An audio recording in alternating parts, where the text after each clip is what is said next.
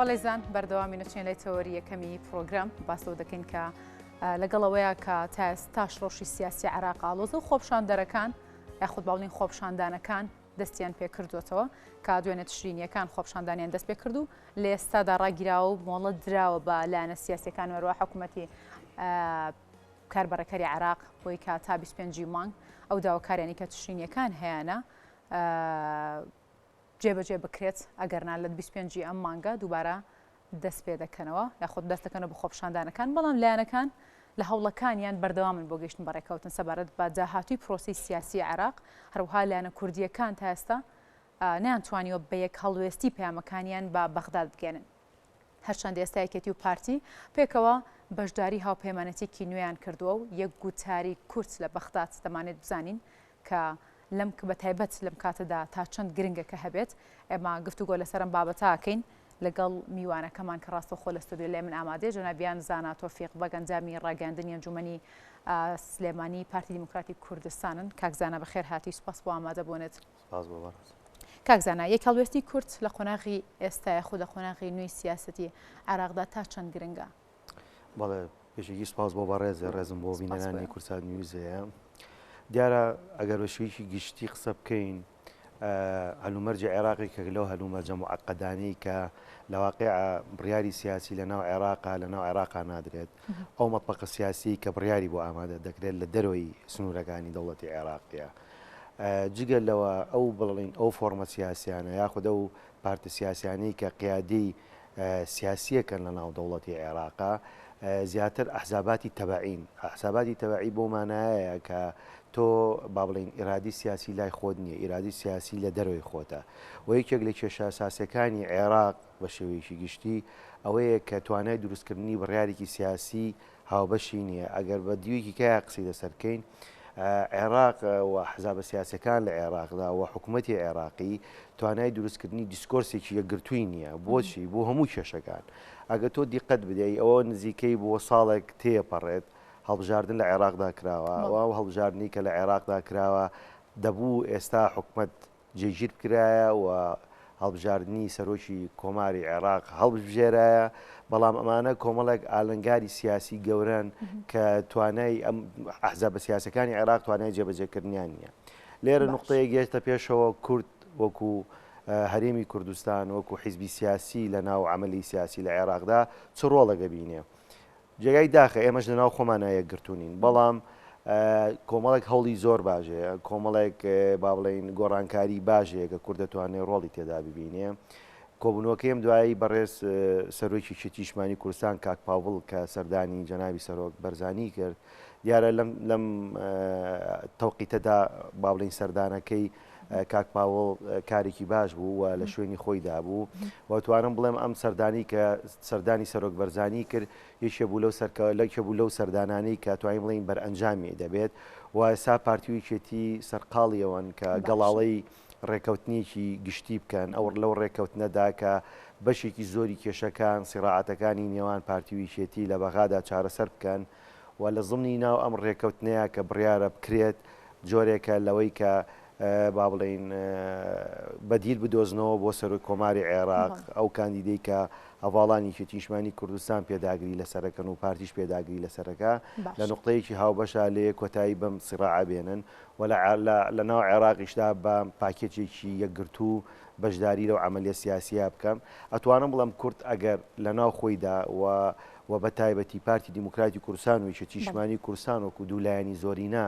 هەم لە ناو هەرێمی کوردستانە و هەم لە ناو عێراقدا کە ڕۆڵیان هەبووە ئەگەر ئەم دوولایەنە لە واقعدا پەرتەوازە بن ئەوە پێگەی کورد لە ناو عێراقیشدا پەرتەوازی بێت و لاوازەبی باشە کاکزانە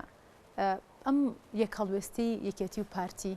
دەزانین کە لایەنەکانی کورد زۆرن و بەڵام ئێمە کە باسێکێتی و پارتیەکەین دوو حیزبی سەرەکین لە سەراستی هەرێمی کوردستان بەشداریکردنی یەکێتی و پارتی بە یەک هەڵوێست لە هاوپەیمانەتیەک کە لە نێوان لایەنە عێراقیەکە سیاسی عێراقیەکاندا جگە لە لایەنە یاخودڕۆتی سەدر پێکێنرا هاوپەیمانی بەڕێوەبردننی حکوومەت بوو لە عێراقدا پێکێنرا دەتوانین بڵین ئەمە سەرەتایەکی دڵخۆشکەر بوو بۆ ئەوەی کە یەکێتی و پارتیە خودلایەنە کوردیەکان بە گشتی بتوانن لە داهاتوودا یەک هەڵوێست بن بە یەک پاکێج وەکو جەنابی شدا ماژەست پێدا بتوان بە یەک پاکێج بەشداری بکەن لە بڕیارە چارەن و سازەکاندا یاخود بۆ دەستکەوتەکانی مافی کورد لە بەغداد دەتوانین بڵین ڕێگایەکی دڵخۆشکەر بوو. بەڵێ لەبەر دەمی پارتی و یەکێتیا هیچ ڕێگایەک نییە دەبێت دانیشن. تۆ گەر بەرژەوەندی گشتی خەڵکی کوردستانت بێت ئەگەر تۆ بتەوێت قوارەی هەرێمی کوردستان سیستەمی سیاسی لە هەرێمی کوردستانە جێگیر بێت و پێگەی کورد لە ناو حکوومەتی داهاتووی عێراقدا کە لە بەینی دوو چوارچوان مناڵم حکوومەتی عێراقی ئێستا هەمومان سۆڕێگە ئەیبینین ئەگەر لە تەنیا زاویەکی شۆ سەیری عێراقینەوە دەبینین کە عێراق وڵاتێک نییە وەکۆیەکی لە قانونە نێودەوڵەتەکانە پێی دەوترێت خاوەنی سیادە و سوڵتەی خۆی نییە. کاتێک کە حکوومەتی خاوەنی سیادی خۆی نەبێت تۆ لەناو ئەم حکوومەتەشدا بیت ئیلا تۆ بێت پێویست بەوەیە کە گوتارێک دیسکۆرسێکی یەکگرتووت هەبێت. لە هەرێمی کوردستان ئەوەی کە جێگای دڵخۆشیە وەکو بەڕێزیشت ئاماژەت پێدا هەمیشە طبعاً شتێکی ئاساییە لە نێوان پارتی و یەکێتیا ئەگەر سیراعات و ململاناتی سیاسیە بێت چونکم ژیانی حیزبی ژیانی دیموکراسی دەبێت ئەم ململانانەی تیابێ ئەم سیراعاتە سیاسیانەی تیابێ بەڵام ئەوەی کە گرنگە لێرە عنی نقطەی تەحولە بۆ حکوومەتی عێراقی ژەوەیە کە پارتی و یەکێتی کاتێک کە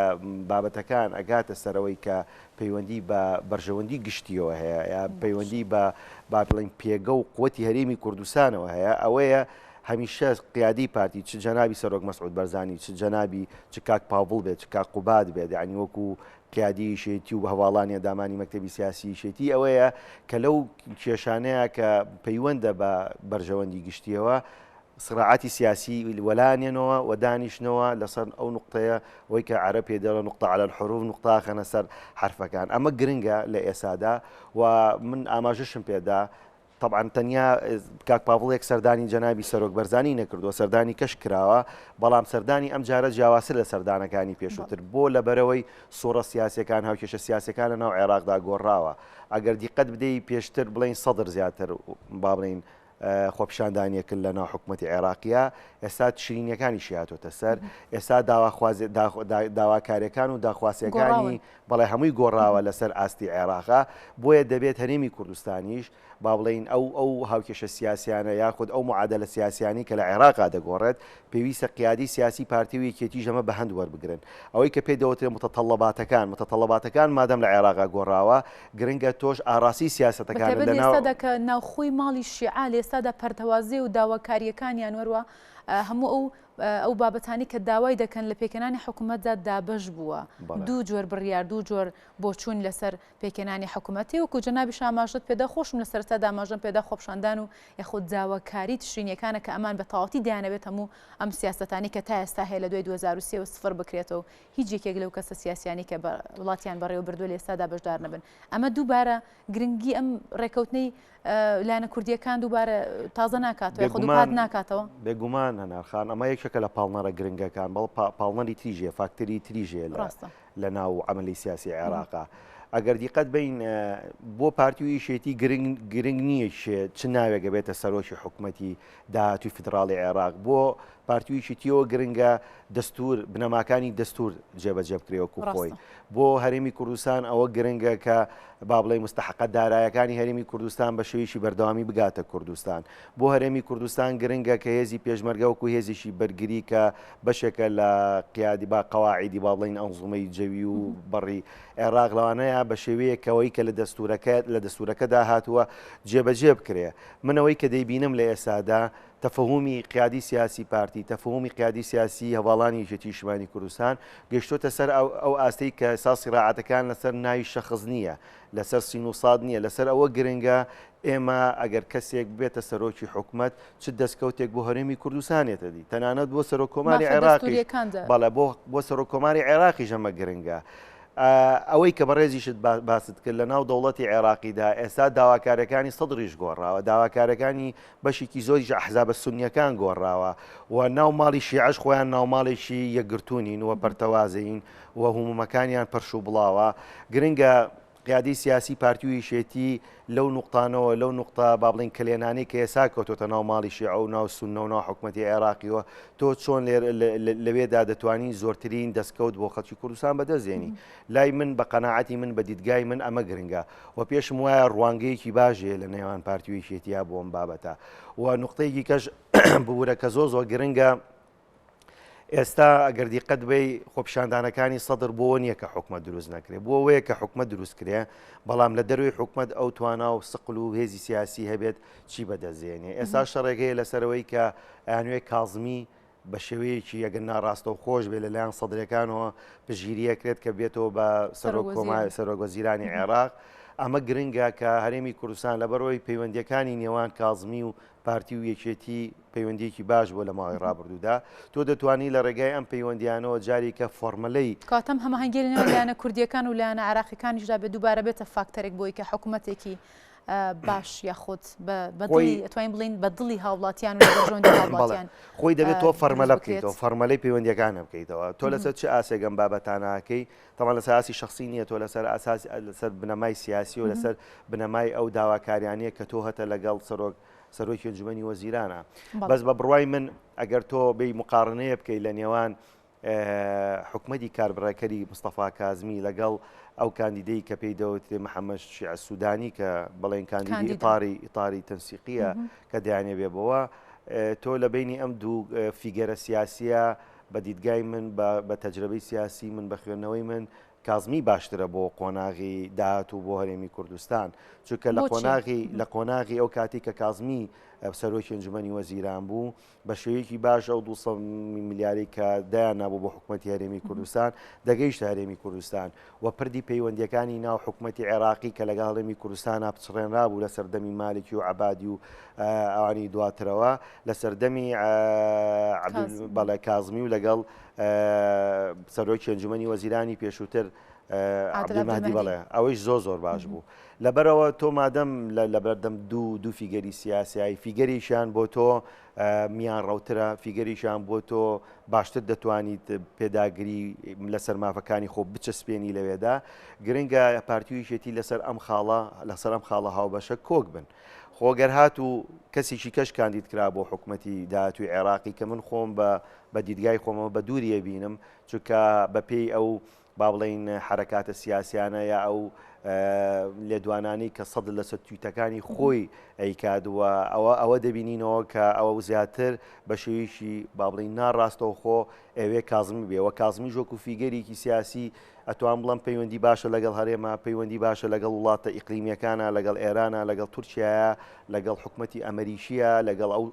ئەو وڵاتانەی کە پێگەی سیاسیان ئێستا لە ناو عێراقدا هەیە ئەوانە چێن ئەو وڵاتانن وڵاتێکی وەکو ئێرانە وەکو تورکیایە وەکو ئەو وڵاتانی تریش کە با بڵین بەرژەوەندی با بڵین پترۆلی یا بەرژەوەندی ئیکۆنۆمی لە ناو عێراقدا هەیە بۆیە ئەمانە کۆمەڵێک با بڵین ڕوانگەی سیاسی گەورن کە قیادی سیاسی لە هەرێمی کوردستانە زۆر باش دەتوانێت تۆپەکە بخاتەوە قاچی خۆی و بە بەرژەوەندی گشتی هەرێمی کوردستانی هەری لەسەر بکە باشە کاکزانە وەکو خۆشت باست لەوە کرد کام کۆبوونانی کۆبوونەوە دواییانەیە خۆت با بڵین لە نێوان سەرۆک بافڵ جەلال تاڵبانی هەروەها سەرۆک مەسعود بارزانی سەرۆکی پارتی کە بەڕێوە چوون کرانەوەیکی زیاتر لە پەیوەندیەکانی نێوان یەکێتی و پارتیدا هاتوۆتە ئاراوە ئەمە توانین بڵین ئەم یەکگرتوویە هانی حەزبەکانی تریش دەدات حەزبە کوردەکانی تریش دەدات کە بتوانن هەڵوێستەکانیان بخەنە پاڵ هەڵوێستێکێتی پارتی و بە یەک پاکێج بە یەک جەنگ بە یەک هەڵوێست بتوانن بەشداری لە حکوومەتی داهاتوودا بکەن وەک چۆن تا ئێستا نێوەندگیر بوون هەر بە نێوەندگیری بمێنەوە بتوان لایەنە عێراقیەکانیش لەسەر یەک مێز کۆ بکەنەوە جا ئەمەش لە داهاتوودا دەتوانین بڵین وەک چۆن لە ڕابردوودا سنگ و قورسایی و متمانە لە سەردەمی سەرۆک مام جەلالدا کە فەرمانڕەوایی وڵاتیە کرد کە کورت هەیبوو لە بەغدا دووبارە متمان و سنگ و قورسایە بگەڕێنێتەوە بێگومانەوەی من تێگەشت بێتم لە با بڵین لە هەنگاوەکانی کاک پاڤڵ بۆ لای سەرۆک مەسعود بەرزانی بەشێکە گەڕێتەوە بۆ بارگراوندە گەورەی خوا لە خۆش بۆ باڵ مام جەلال کە ئەو لە پێشوەختدا دەیتوانی وەکو چەترێک لە ناو دەوڵەتی عێراقیدا کاری باش بکات و هەموو هەنگاوێک کە لەگەڵ جەنابی سەرۆک مەسعود بەرزانیە دەیاننا بە هاوبەشی دەیاننا با بڵین بە گۆڕینەوەی بیر و بۆچینی یەکتری دەیانە ئەمە با بڵێم ئەتوانم زەخیرەیەکە یا خودمیراتێکی سیاسی باشە بۆ هەواڵانی یەکێتی نیشتمانی کوردستان و بۆ کاک پاڤڵ وەکو سەرۆکی یەکێتیشمانی کوردستان کە بتوانێت ڕێکەوتنیەکی گشتگیر ڕێکەوتنیەکی گرنگ لەسەر ئەو بنەمایە لەگەڵ پارتی دیموکراتی کوردستان جاری کە فۆرمەلەی بکاتەوە. ئێمە لە ماوەی ڕابردوودا ڕێکەوتنامی استراتیجیمان هەبوو کە لە سەردەمی خوارە خۆشم و مام جەلال و جەنابی سەرۆک مەسعود بەرزانیدا کراوە. ئەو ڕێکەوتنە استراتیجی ئەگەر خوێنەوەیەکی خێرایی بۆ بکەین لە بەرنامەکەی بەڕێزدا کۆمەڵە دەستکەوتی باشی هەبوو. یەکێک لە دەستکەوتە باشەکانی ئەوە بوو کە شەڕی براکوژی ڕاگیرا و جاری کە پارتیویەکێتی تێگەیشتن لەوەی کە نەپارتی بەبێیشێتی دەتوانێت هەنگاوی سیاسی باش بنێونا سەقامگیری سیاسی لە هەرێمی کوردستانە بەبێیشێتی و یەکێکیش بەبێ پارتی دەتوانن دەستەبەری بکەن ئیلا ئەم دوو هێزە سیاسیە دەبێت لەسەر بنەمایەکی باش لەسەر بنەمایەکە بەرژەوەندی گشتی و هەستی کوردایەتی و هەستی نیشتیمانی تێدا بەردەستەکرێ دەبێت ڕنگدانەوەی هەبێت. ئەم هەنگاوانی دواتریش کە قیادیشێتیش نایەتی لەگەڵ پارتیا بۆ تێپەڕاندنی کێشەکانیان بە قەناعەتی من ئەمە بەرهەمێکی زۆر باشیە بێت لە داهاتوودا و دەبێت نقطەیە کە زۆر گرنگە کە هیوادارم چ سەرکردایەتی یەکێتی چ سەرکردایەتی خۆمان پارتی دیموکراتی کوردستان ئەمە بە نەزەری ئەتیبار وەرگرن. پێویستە ئەو ڕێکەوتنانە یاخود ئەو پەیوەندیە بەهێزانی کە لە نێوان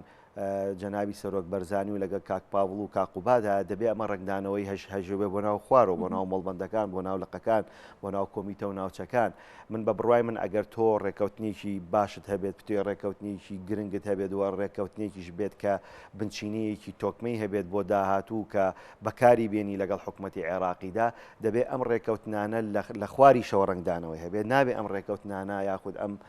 لێک تێگەیشتنانی پارتیویشێتی تەنیا لەسەر ئاستی با بڵێن فیگەرە سیاسەکانی قیادە بن یا لەسەر ئاسی مەکتەبی سیاسەکان نابن ئەبێمانە شۆڕکرێنەوە بۆ خوارەوە کاتێک ئەمە شۆڕکرایە بۆ خوارەوە بە دیدگای من بە بڕوای من